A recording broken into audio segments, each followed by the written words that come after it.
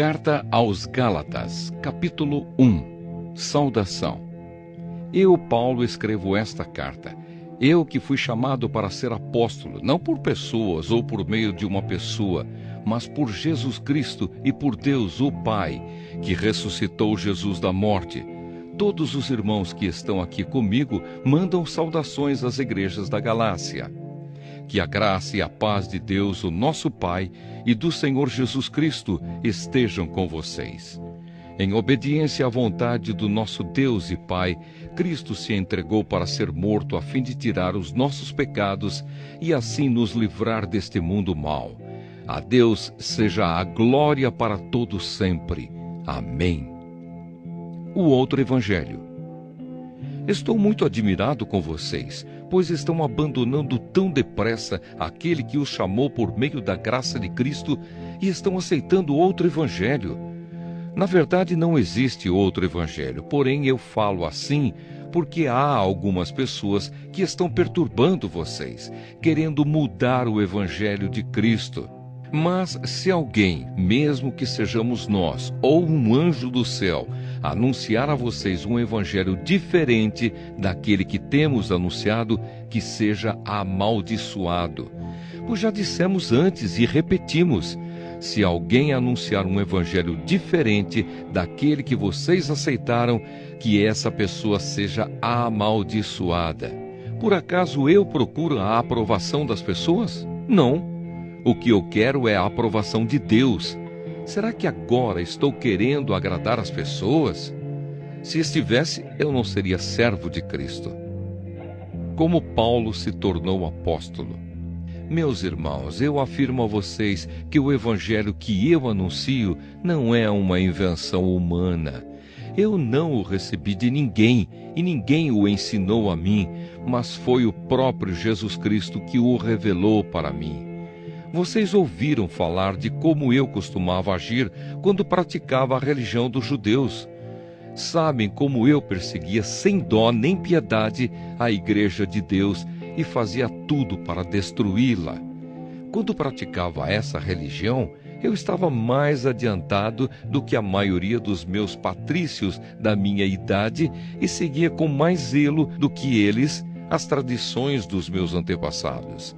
Porém Deus, na sua graça, me escolheu antes mesmo de eu nascer e me chamou para servi-lo. E quando ele resolveu revelar para mim o seu Filho, a fim de que eu anunciasse aos não-judeus a boa notícia a respeito dele, eu não fui pedir conselhos a ninguém, e também não fui até Jerusalém para falar com aqueles que eram apóstolos antes de mim. Pelo contrário, fui para a região da Arábia e depois voltei para Damasco. 3 anos depois, fui até Jerusalém para pedir informações a Pedro e fiquei 2 semanas com ele. E não falei com nenhum outro apóstolo, a não ser com Tiago, irmão do Senhor. O que estou escrevendo a vocês é verdade. Deus sabe que não estou mentindo. Depois fui para as regiões da Síria e da Cilícia. Durante esse tempo, as pessoas das igrejas da Judéia não me conheciam pessoalmente. Elas somente tinham ouvido o que outros diziam. Aquele que antes nos perseguia está anunciando agora a fé que no passado tentava destruir. E louvavam a Deus por minha causa. Carta aos Gálatas, capítulo 2. Paulo e os outros apóstolos. 14 anos depois, eu voltei para Jerusalém com Barnabé e levei Tito comigo. Voltei para lá porque Deus me revelou que eu devia fazer isso. Ali, numa reunião particular com os líderes da igreja, eu expliquei a eles a mensagem do evangelho que anuncio aos não-judeus. Eu não queria que o trabalho que tinha feito e estava fazendo fosse um trabalho perdido. Tito estava comigo, mas ele não foi obrigado a circuncidar-se, embora ele não seja judeu. Porém, alguns tinham se juntado ao nosso grupo, fazendo de conta que eram irmãos da fé, e queriam circuncidá-lo. Eram homens que tinham entrado para o grupo como espiões, a fim de espiar a liberdade que temos por estarmos unidos com Cristo Jesus e para nos tornar escravos de novo. Mas em nenhum momento nós cedemos, pois queríamos que vocês tivessem o verdadeiro Evangelho. E aqueles que pareciam ser os líderes da igreja, digo isso porque para mim não importa o que eles eram, pois Deus não julga pela aparência. Aqueles líderes, repito, não me deram nenhuma ideia nova. Pelo contrário, eles viram que Deus me tinha dado a responsabilidade de anunciar o Evangelho aos não-judeus, assim como tinha dado a Pedro a responsabilidade de anunciá-lo aos judeus. Pois pelo poder de Deus fui feito apóstolo para anunciar o Evangelho aos não-judeus, assim como Pedro foi feito apóstolo para anunciar o Evangelho aos judeus. Por isso Tiago, Pedro e João, que eram considerados os líderes da igreja, reconheceram que Deus me tinha dado essa tarefa especial. E como sinal de que éramos todos companheiros, eles deram a mim e a Barnabé um aperto de mãos. E todos nós combinamos que eu e Barnabé iríamos trabalhar entre os não-judeus e eles entre os judeus. Eles nos pediram só uma coisa, que lembrássemos dos pobres das igrejas deles, e isso eu sempre tenho procurado fazer. Paulo fica contra Pedro em Antioquia. Porém, quando Pedro veio para Antioquia da Síria, eu fiquei contra ele em público, porque ele estava completamente errado. De fato, antes de chegarem ali alguns homens mandados por Tiago, Pedro tomava refeições com os irmãos não-judeus. Mas depois que aqueles homens chegaram, ele não queria mais tomar refeições com os não-judeus, porque tinha medo dos que eram a favor de circuncidar os não-judeus. E também os outros irmãos judeus começaram a agir como hipócritas, do mesmo modo que Pedro. E até Barnabé se deixou levar pela hipocrisia deles. Quando vi que eles não estavam agindo direito, de acordo com a verdade do Evangelho, eu disse a Pedro, na presença de todos: "Você é judeu, mas não está vivendo como judeu, e sim como não-judeu. Então como é que você quer obrigar os não-judeus a viverem como judeus?" Os judeus e os não-judeus são salvos pela fé. O fato é que nós somos judeus de nascimento e não pecadores não-judeus, como eles são chamados. Mas sabemos que todos são aceitos por Deus somente pela fé em Jesus Cristo e não por fazerem o que a lei manda. Assim nós também temos crido em Cristo Jesus, a fim de sermos aceitos por Deus pela nossa fé em Cristo e não por fazermos o que a lei manda. Pois ninguém é aceito por Deus por fazer o que a lei manda. Ao procurarmos ser aceitos por Deus por estarmos unidos com Cristo, fica claro que somos pecadores como os não-judeus. Mas será que isso quer dizer que Cristo trabalha em favor do pecado? Claro que não. Se eu, depois de ter destruído a lei, começar a construí-la de novo como meio de ser aceito por Deus, aí sim fica claro que eu havia quebrado a lei. Pois quanto à lei, estou morto, morto pela própria lei, a fim de viver para Deus. Eu fui morto com Cristo na cruz. Assim, já não sou eu quem vive, mas Cristo é quem vive em mim. E esta vida que vivo agora, eu a vivo pela fé no Filho de Deus, que me amou e se deu a si mesmo por mim. Eu me recuso a rejeitar a graça de Deus, pois se é por meio da lei que as pessoas são aceitas por Deus, então a morte de Cristo não adiantou nada. Carta aos Gálatas, capítulo 3. Lei ou fé?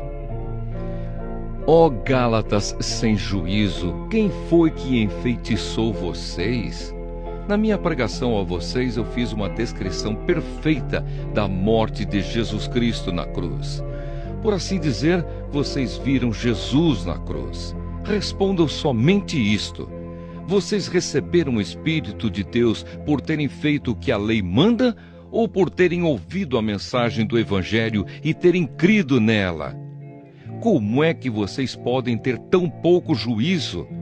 Vocês começaram a sua vida cristã pelo poder do Espírito de Deus e agora querem ir até o fim pelas suas próprias forças? Será que as coisas pelas quais vocês passaram não serviram para nada? Não é possível. Será que quando Deus dá o seu Espírito e faz milagres entre vocês, é porque vocês fazem o que a lei manda? Não será que é porque vocês ouvem a mensagem e creem nela? Lembrem do que as Escrituras Sagradas dizem a respeito de Abraão. Ele creu em Deus e por isso Deus o aceitou. Portanto, vocês devem saber que os verdadeiros descendentes de Abraão são os que têm fé. Antes que isso acontecesse, as Escrituras viram que Deus ia aceitar os não-judeus por meio da fé. Por isso, antes de chegar o tempo, elas anunciaram a boa notícia a Abraão, dizendo: por meio de você, Deus abençoará todos os povos. Abraão creu e foi abençoado. Portanto, todos os que creem são abençoados como ele foi. Os que confiam na sua obediência à lei estão debaixo da maldição de Deus, pois as Escrituras Sagradas dizem: quem não obedece sempre a tudo o que está escrito no livro da lei, está debaixo da maldição de Deus. É claro que ninguém é aceito por Deus por meio da lei, pois as Escrituras dizem: viverá aquele que por meio da fé é aceito por Deus. Mas a lei não tem nada a ver com a fé. Pelo contrário, como dizem as Escrituras, viverá aquele que fizer o que a lei manda. Porém, Cristo, tornando-se maldição por nós, nos livrou da maldição imposta pela lei. Como dizem as Escrituras, maldito todo aquele que for pendurado numa cruz. Cristo fez isso para que a bênção que Deus prometeu a Abraão seja dada, por meio de Cristo Jesus, aos não-judeus e para que todos nós recebamos, por meio da fé, o Espírito que Deus prometeu. A lei e a promessa. Meus irmãos, vou usar um exemplo da vida diária. Quando duas pessoas combinam alguma coisa e assinam um contrato, ninguém pode quebrá-lo ou acrescentar qualquer coisa a ele, pois Deus fez as suas promessas a Abraão e ao seu descendente. Quando as Escrituras dizem que Deus fez as suas promessas a Abraão e à sua descendência, elas não querem dizer que se trata de muitas pessoas, mas de uma só, isto é, Cristo. O que eu quero dizer é o seguinte: Deus fez uma aliança com Abraão e prometeu cumpri-la. A lei que foi dada 430 anos depois não pode quebrar aquela aliança, nem anular a promessa de Deus. Porque se aquilo que Deus dá depende da lei, então o que ele dá já não depende da sua promessa. Mas o que Deus deu a Abraão, ele deu porque havia prometido. Então, por que é que foi dada a lei? Ela foi dada para mostrar as coisas que são contra a vontade de Deus. A lei devia durar até que viesse o descendente de Abraão, pois a promessa foi feita a esse descendente. A lei foi entregue por anjos e um homem serviu de intermediário. Porém, não é preciso haver intermediário quando se está falando de uma só pessoa, e Deus é um só. O objetivo da lei. Será que isso quer dizer que a lei é contra as promessas de Deus? É claro que não. Porque se tivesse sido dada uma lei que pudesse dar vida às pessoas, então elas seriam aceitas por Deus por obedecerem a ela. Porém, as Escrituras Sagradas afirmam que o mundo inteiro está dominado pelo pecado. E isso para que as pessoas que creem recebam o que Deus promete aos que têm fé em Jesus Cristo. Mas antes que chegasse o tempo da fé, nós éramos prisioneiros da lei até que fosse revelada a fé que devia vir. Assim a lei ficou tomando conta de nós até que Cristo viesse para podermos ser aceitos por Deus por meio da fé. Agora que chegou o tempo da fé, não precisamos mais da lei para tomar conta de nós. pois por meio da fé em Cristo Jesus, todos vocês são filhos de Deus. Porque vocês foram batizados para ficarem unidos com Cristo e assim se revestiram com as qualidades do próprio Cristo. Desse modo, não existe diferença entre judeus e não-judeus, entre escravos e pessoas livres, entre homens e mulheres. Todos vocês são um só por estarem unidos com Cristo Jesus. E já que vocês pertencem a Cristo, então são descendentes de Abraão e receberão aquilo que Deus prometeu. Carta aos Gálatas, capítulo 4. Digo mais isto: enquanto é menor de idade, o filho que vai herdar a propriedade do pai é tratado como escravo, mesmo sendo de fato o dono de tudo. Enquanto é menor, há pessoas que tomam conta dele e cuidam dos seus negócios até o tempo marcado pelo pai. Assim também nós, antes de ficarmos adultos espiritualmente, fomos escravos dos poderes espirituais que dominam o mundo.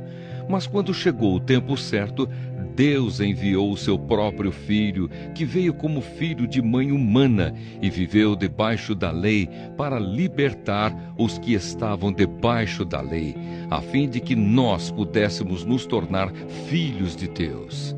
E para mostrar que vocês são seus filhos, Deus enviou o Espírito do seu Filho ao nosso coração, o Espírito que exclama: Pai, meu Pai.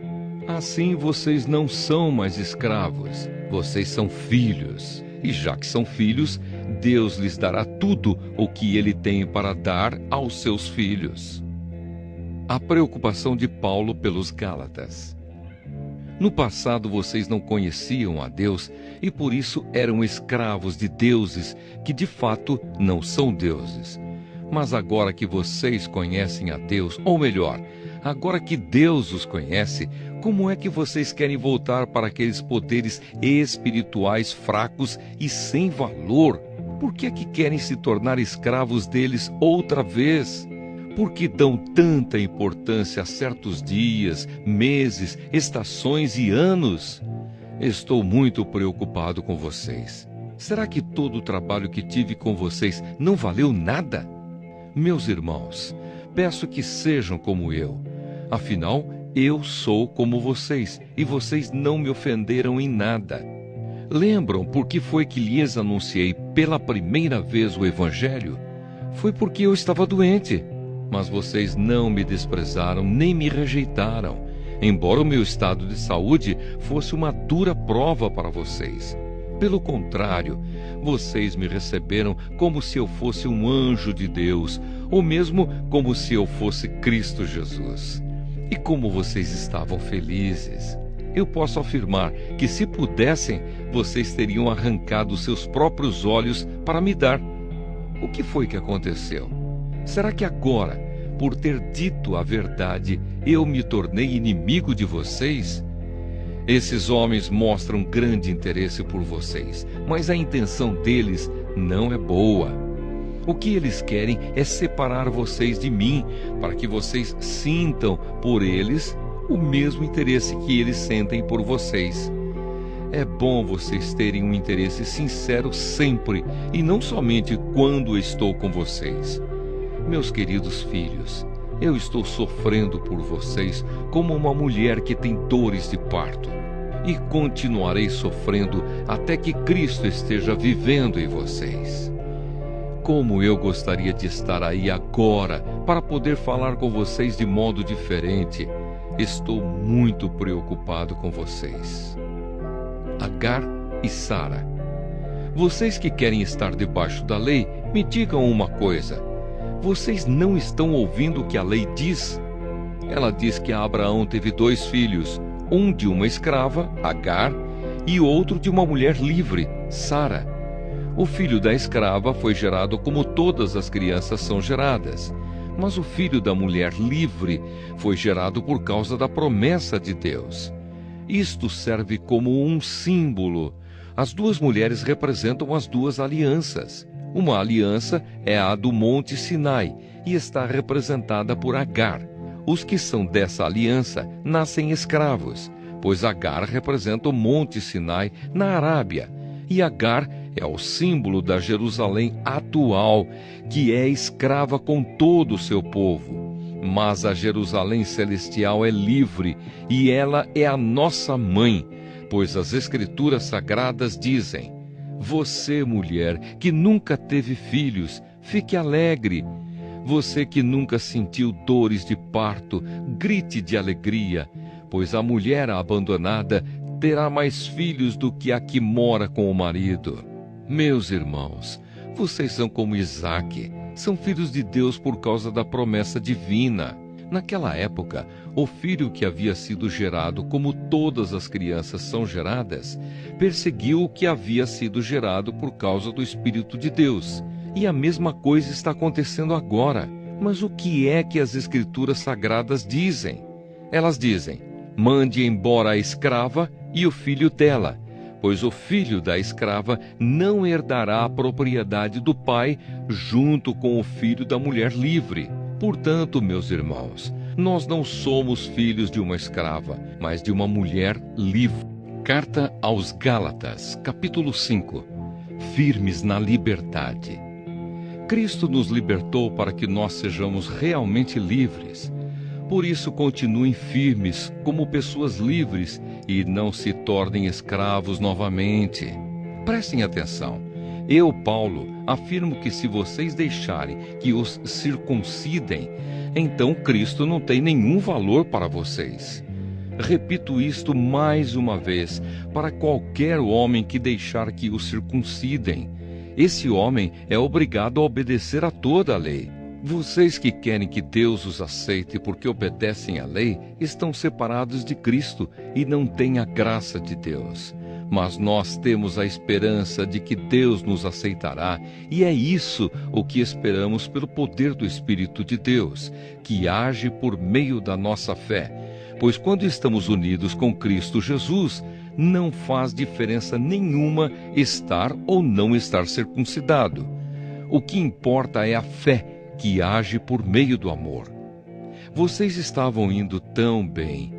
Quem convenceu vocês a deixarem de seguir a verdade? É claro que quem os convenceu não foi Deus que os chamou. Como dizem por aí, um pouco de fermento fermenta toda a massa. Mas eu ainda tenho confiança em vocês. A nossa união com o Senhor me dá a certeza de que vocês voltarão a pensar da maneira certa. E também tenho certeza de que o homem que está perturbando vocês, seja ele quem for, será castigado por Deus. Porém, irmãos, se é verdade que eu continuo a anunciar que a circuncisão é necessária, por que é que sou perseguido? Se eu anunciasse isso, então a minha pregação a respeito da cruz de Cristo não causaria dificuldade para ninguém. E quanto a esses homens que andam perturbando vocês, eu gostaria que se castrassem de uma vez. Porém vocês, irmãos, foram chamados para serem livres, mas não deixem que essa liberdade se torne uma desculpa para permitir que a natureza humana domine vocês. Pelo contrário, que o amor faça com que vocês sirvam uns aos outros, pois a lei inteira se resume em um mandamento só: ame os outros como você ama a você mesmo. Mas se vocês agem como animais selvagens, ferindo e prejudicando uns aos outros, então cuidado para não acabarem se matando. O Espírito de Deus e a natureza humana. Quero dizer a vocês o seguinte: deixem que o Espírito de Deus dirija a vida de vocês e não obedeçam aos desejos da natureza humana. Porque o que a natureza humana quer é contra o que o Espírito quer, e o que o Espírito quer é contra o que a natureza humana quer. Os dois são inimigos e por isso vocês não podem fazer o que vocês querem. Porém, se é o Espírito de Deus que guia vocês, então vocês não estão debaixo da lei.